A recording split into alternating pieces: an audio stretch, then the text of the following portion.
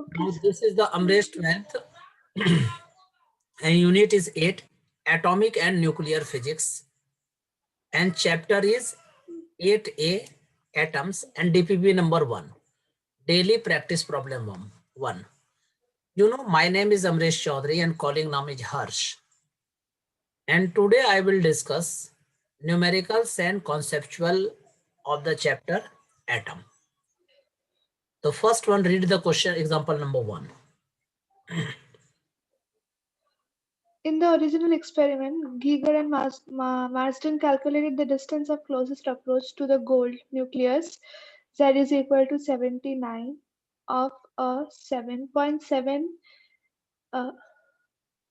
Mega electron volt alpha particle mega micro है या वो एम का क्या कहते हैं उसको एम में M जो होता है वो मेगा होता है, mega electron volt. Mega electron volt alpha particle before it comes momentarily to rest and reverses its direction. What is its value? पहले समझिए इस क्वेश्चन में क्या कहते हैं. ओरिजिनल एक्सपेरिमेंट है तो पहली बात है kinetic energy of alpha particle निकाल लेते हैं. Kinetic energy of alpha particle. Question तो समझ में आ चुका है कि ओरिजिनल एक्सपेरिमेंट में गीगर और मार्सडेन ने क्या किया, distance of closest approach calculate किया गोल्ड सिल्वर का 7.7 mega electron volt. Alpha particle before it comes momentarily to rest and reverse is direction, और वो अपना डायरेक्शन क्या करता है, रिवर्स कर लेता है.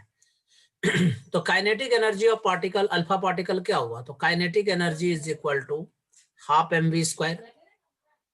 ठीक है, तो हाफ mv स्क्वायर की वैल्यू कितनी है, 7.7 मेगा इलेक्ट्रॉन वोल्ट. पहले समझिए अच्छा से, 7.7 इंटू मेगा क्या होता है 1.6 मेगा इलेक्ट्रॉन वोल्ट को कन्वर्ट करते हैं तो 1.6 into 10 to the power minus 19 electron volt हुआ. मेगा माना 10 टू द पावर 6. ठीक है, तो ये इतना जूल हो गया. ठीक है, तो मेगा इलेक्ट्रॉन वोल्ट को जूल में चेंज करने के लिए 1.6 into 10 to the power minus 19 plus 6 से मल्टीप्लाई. तो you know this is the 7.7 into 1.6 into 10 to the power minus 13 joule.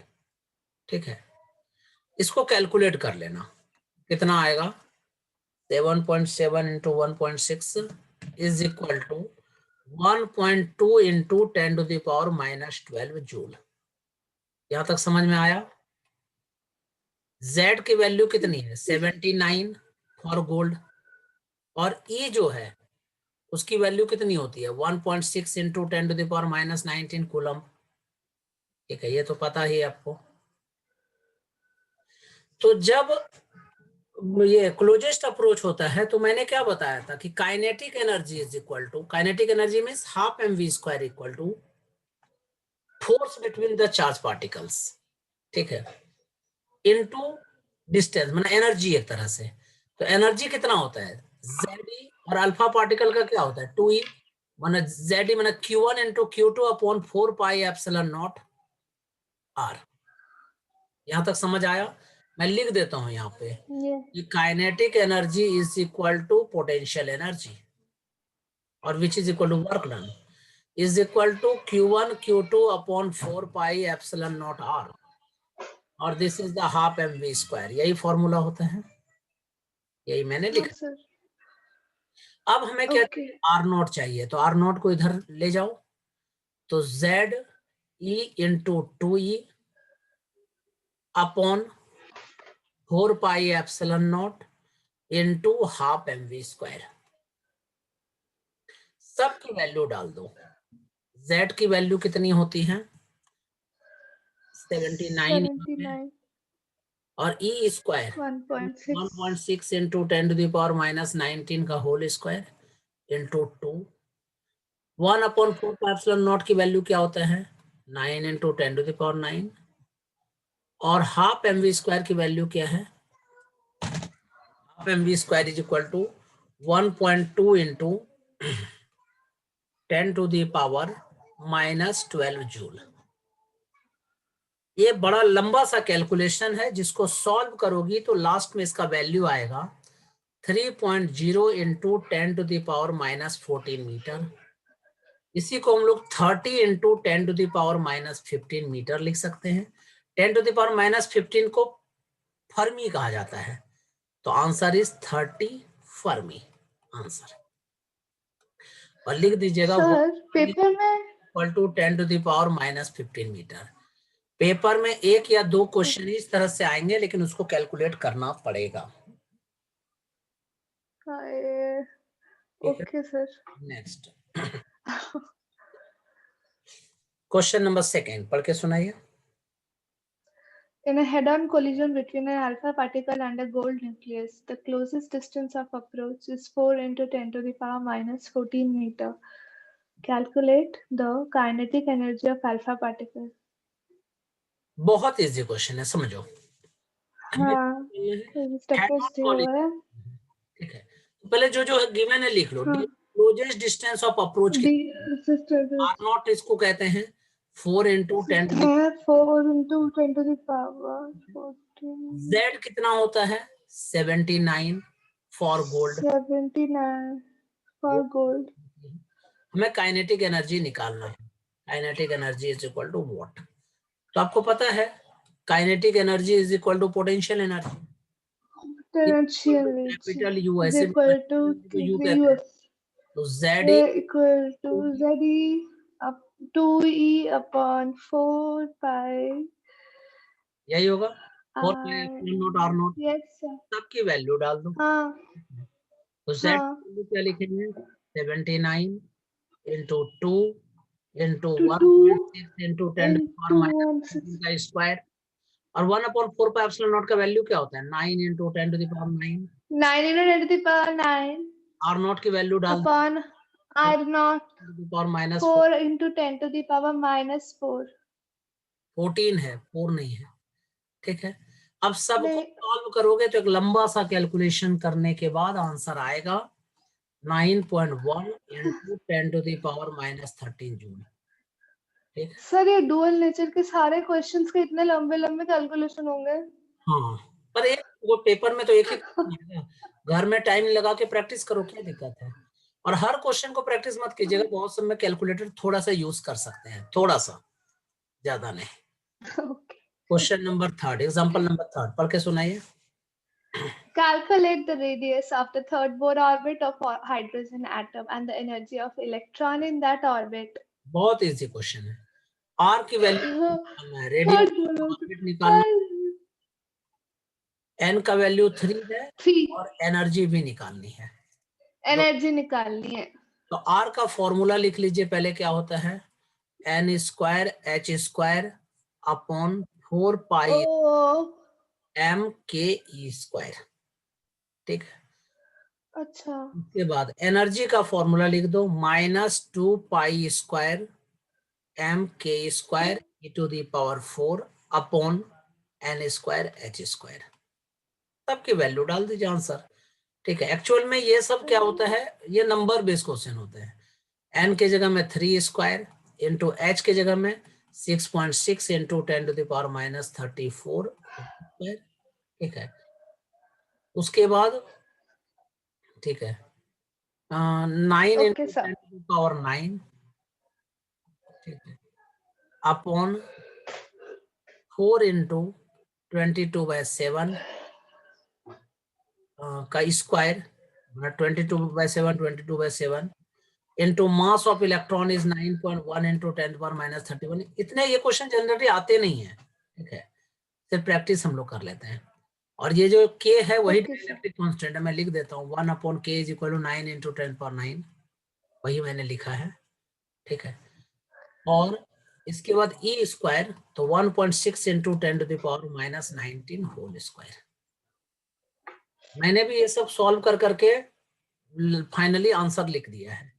जब इसको सॉल्व करोगे तो आंसर आएगा 4.775 into 10⁻⁻10 metre is equal to 4.775 angstrom answer. Similarly इसमें भी सब वैल्यू को डाल दोगे अगर, तो इसका वैल्यू कितना आएगा वो मैं लिख देता हूँ -2.43 इंटू 10⁻⁻19 जूल। देखती है कितना फास्ट में कर लेता हूँ।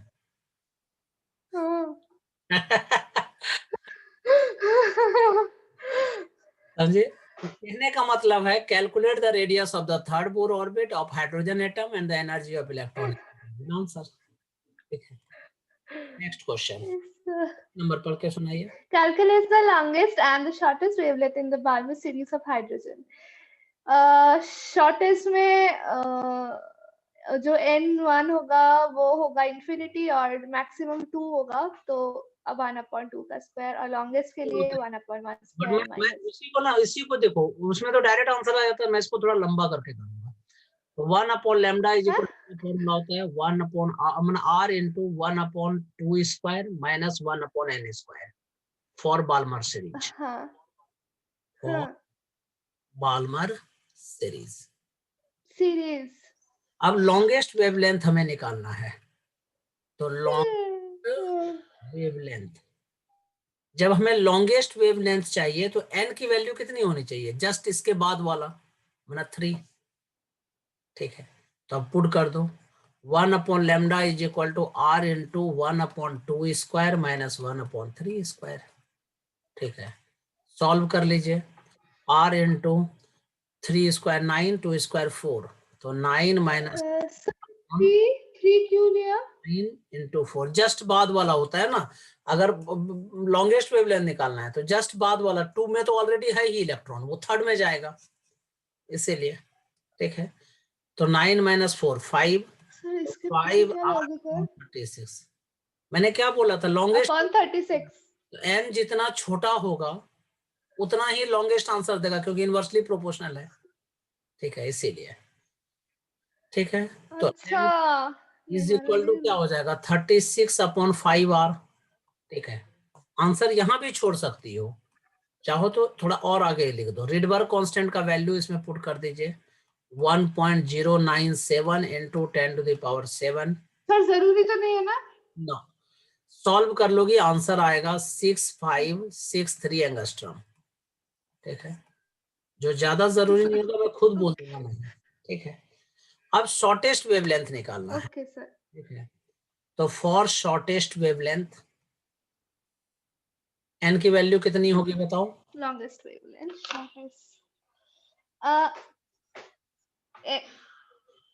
बोलो। n is equal to infinity, तो infinity. 1/λ is equal to r into 1/2 square minus 1/इन्फिनिटी। 1/इन्फिनिटी स्क्वायर 0 होता है। ठीक है, तो r/2 का स्क्वायर 4, दिस इज द 1λ, तो lambda is equal to 4/r। r का वैल्यू पुट कर दीजिए 1.097 into 10⁻7 metre. After the solving 3646 answer. ठीक है, सबसे गंदा पार्ट है कैलकुलेशन का। नेक्स्ट थोड़ा सा करना चाहिए और क्या। क्वेश्चन नंबर 5 पढ़ के सुनाइए। What is the distance of closest approach in 5.0 mega electron volt proton approaches a gold nucleus Z is equal to 79? Distance of closest approach निकालना है, इसका मतलब r0 निकालना है। हाँ, R0 बताओ, R0 is equal to पहले इसको लिख लो 5 into 1 into 10⁻19 into 6। 1.6 into 10 to the power minus 19 into 6 ठीक है, अब ई का क्या फॉर्मूला होता into है 10 to the power 6. 1/4πε0 into Z into e, क्योंकि इलेक्ट्रॉन की बात हो रही है।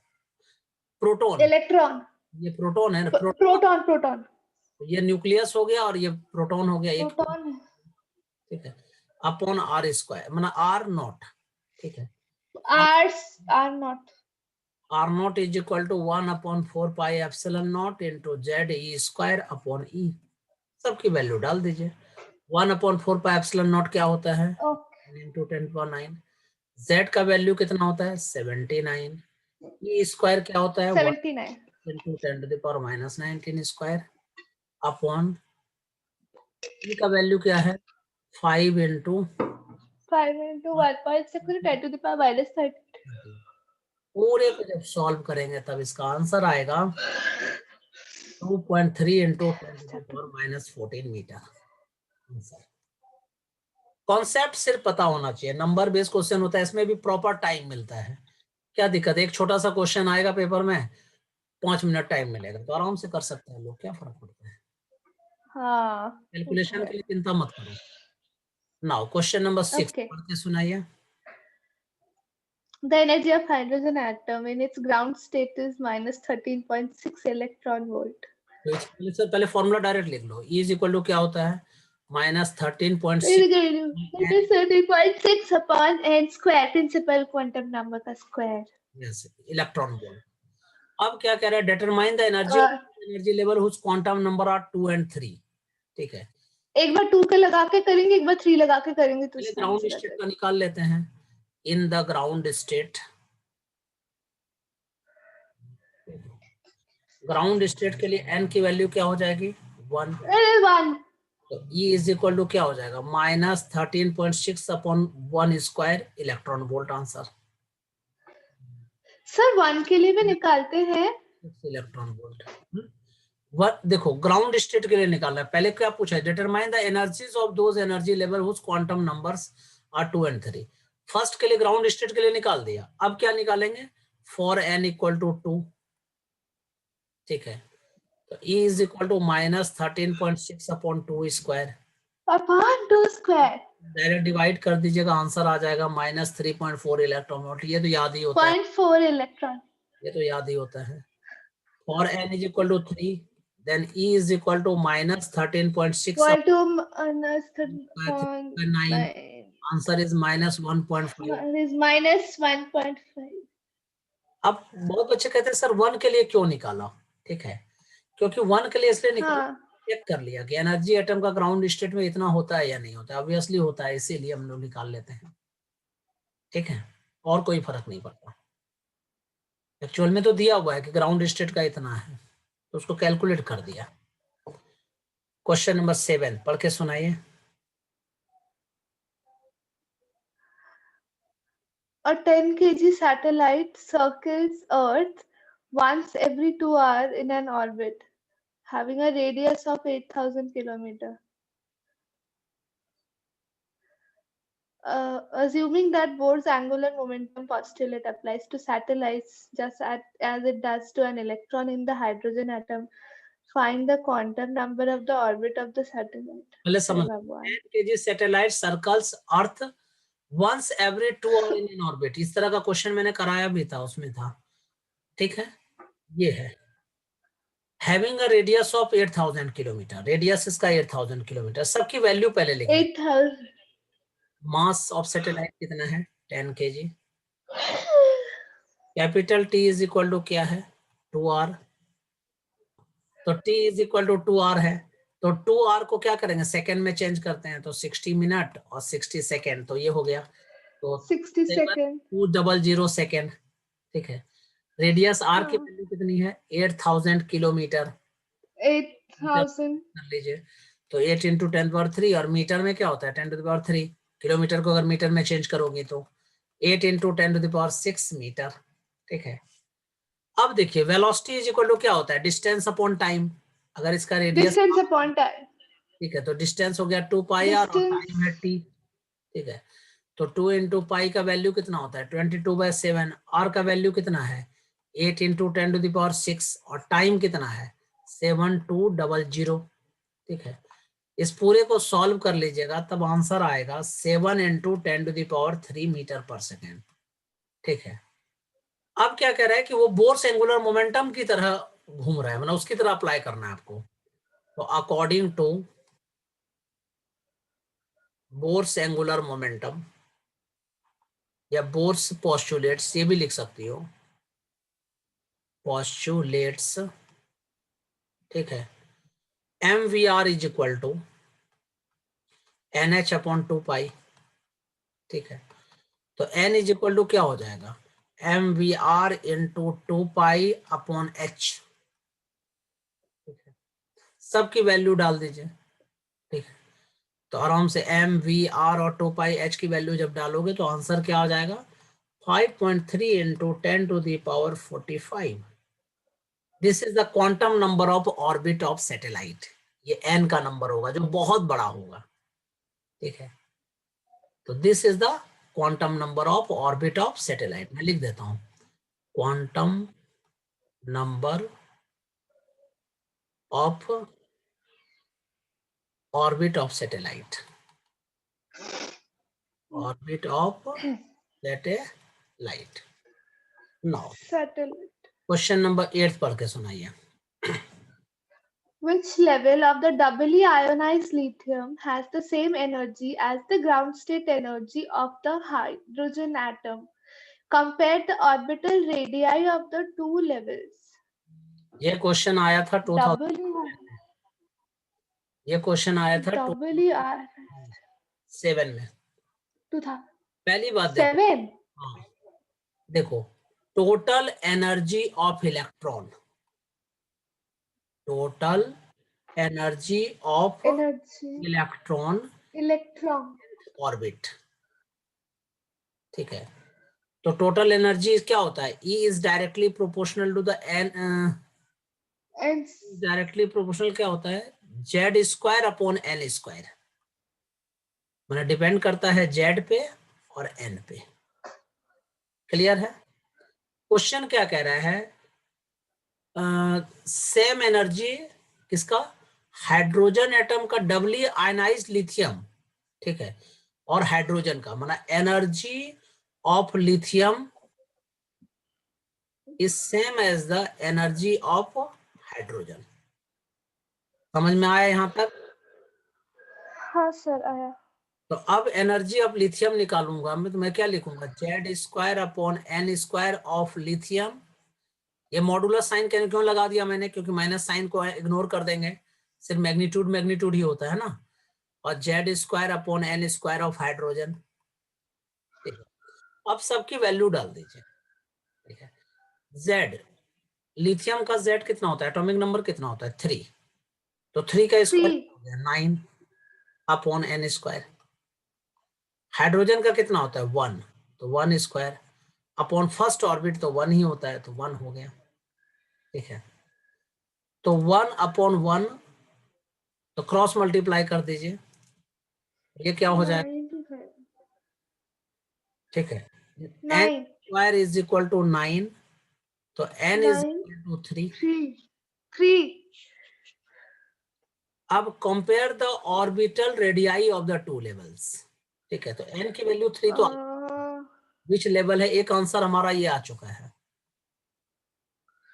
अब दूसरा आंसर है compare the orbital radii of two levels. Orbital radii का रेशियो निकालना है. तो पहले रेडियस का क्या होता है? R is directly proportional to the N square upon Z. यही बताया था मैंने. तो अगर मैं radius of lithium upon radius of hydrogen निकालूं तो क्या हो जाएगा? N square upon Z of lithium mode में upon N square of Z of hydrogen. ठीक है. तो N के जगह में N स्क्वायर, तो ये तो 3 है, तो 9 अपॉन लिथियम का एटॉमिक नंबर कितना होता है? 3. हाइड्रोजन का तो ऑर्बिट एक ही होता है, तो 1. और Z की वैल्यू भी 1. तो 1 1 कैंसिल, 3/9 तो 3. तो इन दोनों का रेशियो कितना हो जाएगा? This is the 3 answer. Radius of lithium upon radius of hydrogen of the level is 3. That's it. Clear है? Yes sir. So simple, very easy question. Now पढ़ के सुनाइए. Why is electron revolving around the nucleus of an atom? बताओ.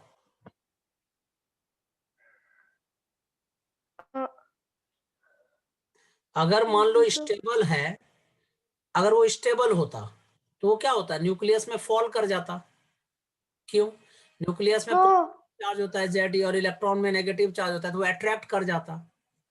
After attraction, ठीक है, electron fall in nucleus. ठीक है. तो इसीलिए क्या करते हैं, इसमें रिवॉल्व करता रहता है. ड्यू टू रिवॉल्यूशन ठीक है, due to revolution of electron atom is stable, atom is stable, इसलिए वो Stable. स्टेबल रहता है और घूमता रहता है उसमें। ठीक है, नेक्स्ट नंबर Yes, sir. बढ़िया। State Board's postulate of quantization of angular momentum of the orbiting electron in hydrogen atom. मैंने क्या कहा था, वही ऑर्बिट परमिसेबल होगा। ठीक है, those orbit permissible, those orbit permissible, वही ऑर्बिट परमिसेबल होगा जिसका एंगुलर मोमेंटम, ठीक है, हाँ, इक्वल टू NH/2 पाई होगा, that's it. NH/2 pi. That means angular momentum is, ठीक है, नंबर इंटीग्रल मल्टीपल, देखो n क्या है यहाँ पे, number, number integral multiple of H/2 pi, where n is the principal quantum number. Clear? Yes, sir. Now, next question.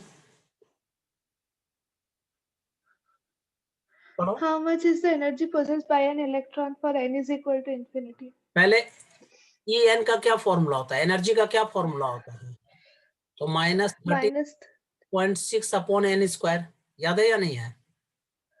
हाँ sir. n is equal to infinity है, तो En इज इक्वल टू क्या हो जाएगा, -13.6/∞², 1/∞ 0, तो 0 इलेक्ट्रॉन वोल्ट आंसर। इसका मतलब है कि अगर n इक्वल टू इन्फिनिटी है, माना कहीं दूर में अगर हमें पता लगाना हो कि इलेक्ट्रॉन का कितना एनर्जी होगा, तो 0 होगी। ये सब सारे क्वेश्चन 80% क्वेश्चन इसमें आए हुए हैं पेपर में आपके। Next question. Okay, sir. In a hydrogen atom, if the electron is replaced by a particle which is 200 times heavier but has the same charge, how would its radius change? 1/m. ठीक है, ये तो पता ही है, तो R is inversely proportional to the m होता है, तो when electron is 1/m. replaced by the 200 times heavier particle, the radius, Radius 200 times कम हो जाएगा। तो radius decreases to, ठीक है, 1/200 times to the original radius। Clear है? Next question.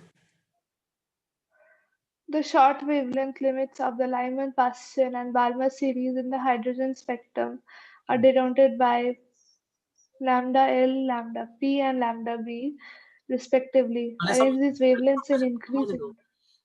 अगर शॉर्ट वेवलेंथ की बात करते हैं, लाइमन सीरीज, पास्सन, बाल्मर का short wavelength limits of Lyman सबसे बड़ा।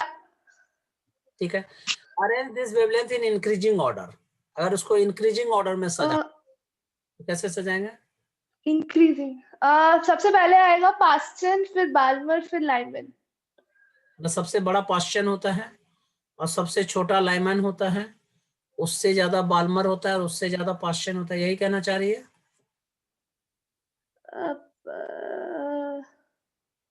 हाँ, कहना तो यही चाहती है। ऑब्वियसली यही होता ही है। ठीक है, नेक्स्ट नंबर पढ़िए question. Calculate the ratio of energies of photons produced due to transition of electron of hydrogen atom from its second permitted energy level to the first level, highest permitted level to the second permitted level. पहले मेरी बात देखो, first number discuss करते हैं। Calculate the ratios of energy of photons produced due to the transition of electron of hydrogen atom from its second permitted energy level to the first energy level. पहले energy का difference, तो पहले velocity निकाल लेते हैं, पहले समझो। तो velocity v1 is directly proportional to 1/1 minus 1/2 square, होगा या नहीं होगा बताओ? क्योंकि क्या कह रहा है, second permitted state to the first permitted, तो 1/1 स्क्वायर माइनस 1/2 स्क्वायर। सर अभी ये v का डायरेक्टली प्रोपोर्शनल कैसे पता चलेगा? वेलोसिटी जब निकालते हैं, ठीक है, एनर्जी पहले देखो, मुझे एनर्जी निकालना है, तो energy equal to half mv² होता है। ठीक है, ratio of the energy of photon ही तो पूछा है। ठीक है, तो वेलोसिटी जो है वो डायरेक्टली प्रोपोर्शनल क्या होता है, ऑर्बिट का जितना जंप करेगा उसी पे डिपेंड करता है वेलोसिटी, ठीक है। या अगर समझो, अगर वो नहीं याद है तो ऐसे समझ लो, एनर्जी को ना दूसरा फॉर्मूला लेते हैं, E equal to h nu होता है, हाँ, ठीक है। तो nu is directly proportional to the energy, to और energy 1 upon lambda is equal to R into 1 is equal to 1 upon 1 square minus 1 upon n square, यही फॉर्मूला होता है या नहीं होता है। हाँ हाँ हाँ 1 अपॉन लैम्डा है, अगर सी से डिवाइड कर दें, सी से मल्टीप्लाई कर दें, तो एक्चुअल में ये वेलोसिटी ही तो होती है एक तरह की, सी में ठीक है। तो इसलिए 1 upon 1 square minus 1 upon 2 square, क्या लिखोगी बताओ। V1 is directly proportional 1 2 square 4 minus 1 3 upon 4 होगा या नहीं होगा, होगा 4, हाँ निकाल लीजिए, डायरेक्टली प्रोपोर्शनल टू द, ठीक है। Highest permitted energy second level, तो 1 upon 2 square minus 1 upon infinity square, तो that means you can say that V is directly proportional to the 1 upon 4, तो E1 upon E2 is equal to V1 upon V2, ठीक है। तो 3 upon 4 into 4 upon 1, 4 4 cut, answer is 3:1 answer, ठीक है। No, ये नाम है इसका शॉर्ट, लेकिन ये बड़ा होता है क्वेश्चन, फिर भी पढ़ के समझ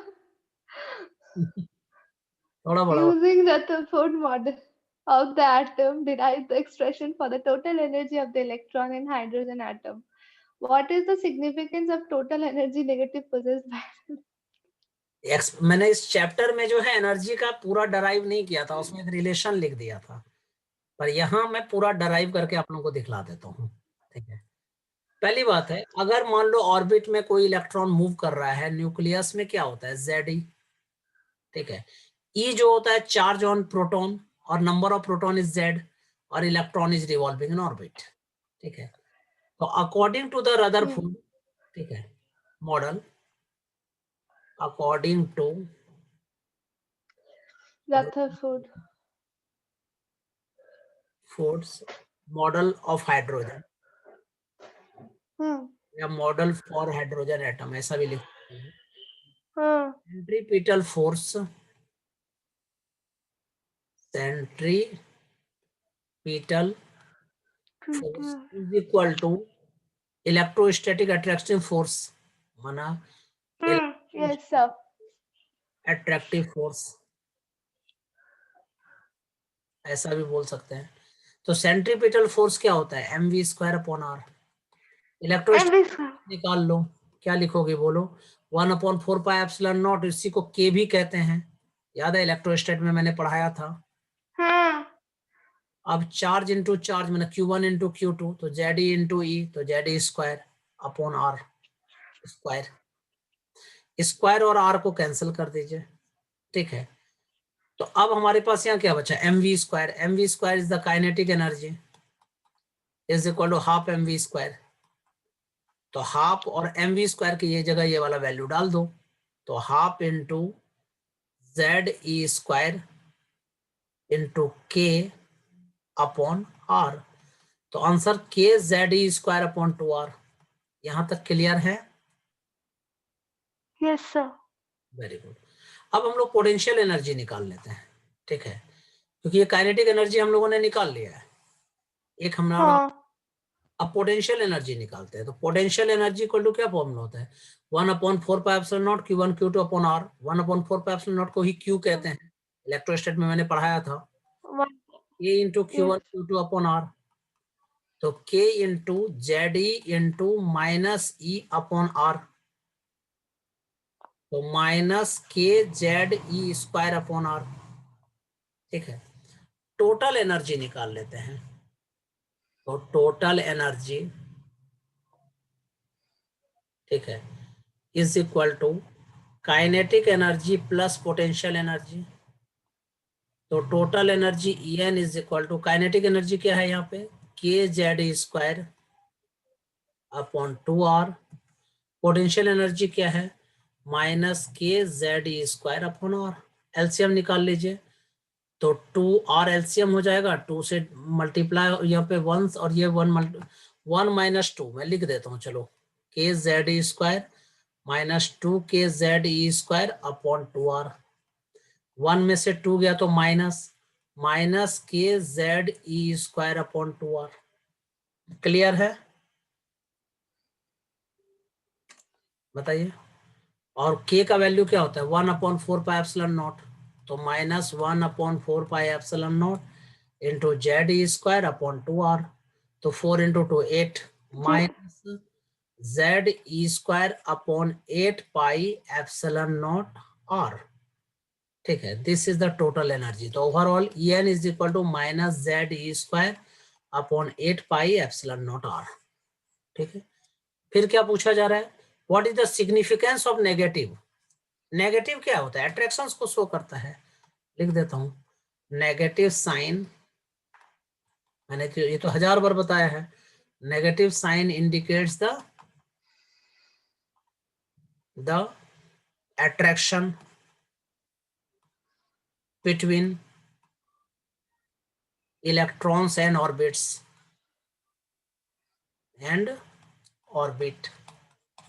full stop। क्लियर है? Yes, sir. Now question number 8 पढ़ के सुनाइए, क्या कह रहा है। 8. Using Bohr's postulates of the atomic model, derive the expression for radius of nth electron orbit, hence obtain the expression for Bohr's radius. Show graphically the nature of variation of the radius of the orbit with the principal quantum number. बहुत अच्छा, देखो bourse पहले question समझो। Using the Bohr's postulates of the atomic model. ठीक है, bore ने क्या कहा था, न्यूक्लियस जो है बीच में होता है, इलेक्ट्रॉन ऑर्बिट में रोटेट करता है। Derive the expression for radius of nth electron orbit, मतलब रेडियस का फॉर्मूला निकालना है, वही h²/4π²m/k/z²। Hence obtain the expression for Bohr's radius। ठीक है, show graphically the variation of the radius of the orbit with the principal quantum number। इसका मतलब है r और n के बीच में ग्राफ भी बनाना है। ये बड़ा बड़ा एक्सप्रेशन है, मैं बार बार बता रहा हूं। ठीक है, ये आते कम है, पहले प्रूव आता था, इस बार तो सिलेबस में हट गया आप लोगों का, लेकिन कहा नहीं जा सकता है, वो लोग सिलेबस से हटा दिए हैं, थ्योरी को सिलेबस से हटा दिया है, पर न्यूमेरिकल हो सकता है वो लोग पूछ लेंगे, बोलेंगे ये फॉर्मूला तो यूज होता है भाई, तो इसीलिए अगर याद रहता है तो भी ठीक है, नहीं याद रहता है पंगे लेने की जरूरत नहीं, ट्राई करो, अपना बेस्ट दो बस। अब देखिए, अगर इलेक्ट्रॉन ऑर्बिट में रिवॉल्व करता है तो for a circular orbit of electron होता ही है। ठीक है, electron circular orbit of the electron ऐसे लिखते हैं, फॉर अ, ठीक है, इलेक्ट्रॉन इन सर्कुलर ऑर्बिट, इस तरह से लिख लीजिए, for an electron in circular orbit, in circular orbit. तो बाबू देखो, कल में अगर मूव करता है तो ये कितनी बार मैं बता चुका हूँ, वो याद है, विलेज वाली स्टोरी भी सुनाया था मैंने। Centrifugal force is equal to centrifugal force होगा या नहीं होगा बताओ। Square upon R is equal to k into Z e square upon are square, k Z e into e upon are square. ठीक है, ये हो गया। अब आर और स्क्वायर को कट कर दीजिए, तो m v square is equal to क्या हो गया, के, ये के जो है 1/4πε0 है। ठीक है, z e square upon r. अब आर को इधर लेते हो, इसको इधर कर दो, r is equal to k into Z e square upon m v square. This is the equation number first. ठीक है, अब कह रहा है बोर्स पोस्टुलेट को यूज करना है, तो क्या लिखेंगे, यूजिंग बोर्स पोस्टुलेट्स,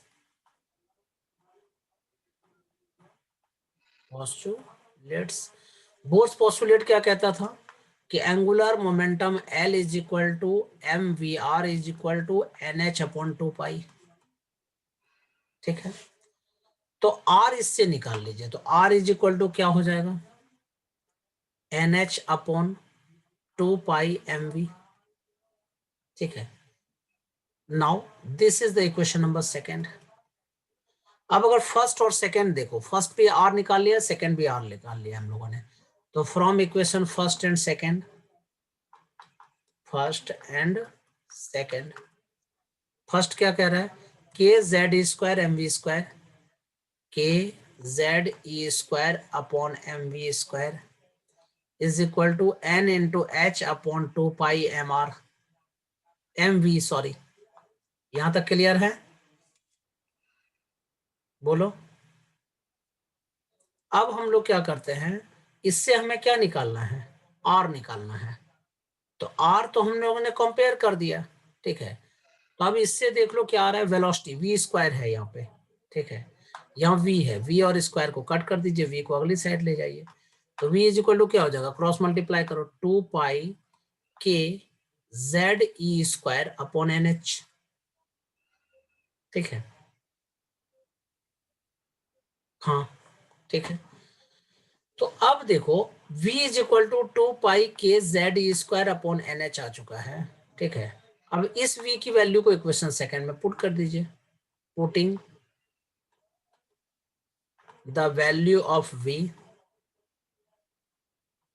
इन इक्वेशन सेकंड, ठीक है। तो r is equal to n h upon 2 pi m into 1 upon v, तो उल्टा कर दीजिए, N h upon 2 pi k Z e square, after the calculation n square h square upon 2 pi का square, तो 4 pi square m k Z e square, ठीक है। तो you know Bohr's radius is equal to, ठीक है, r nought is equal to इसको कहते हैं, तो एन की वैल्यू 1 हो जाएगी, एन इज इक्वल टू 1, तो h square upon 4 pi square m k e square, that is the answer, n is equal to 1 and atomic number is equal to 1। तो इसका मतलब क्या है कि R is directly proportional to, ठीक है, N square, यही था ना, एन इक्वल टू 1 पुट कर दिया हमने इसीलिए, अदरवाइज तो डायरेक्टली प्रोपोर्शनल एन स्क्वायर था, बाकी सब कांस्टेंट है। इसका ग्राफ क्या हो जाएगा, अगर यहाँ पे R है और ये n है, तो ये क्या हो जाएगा, पैराबोलिक हो जाएगा, क्योंकि R is directly proportional n square parabolic होता है।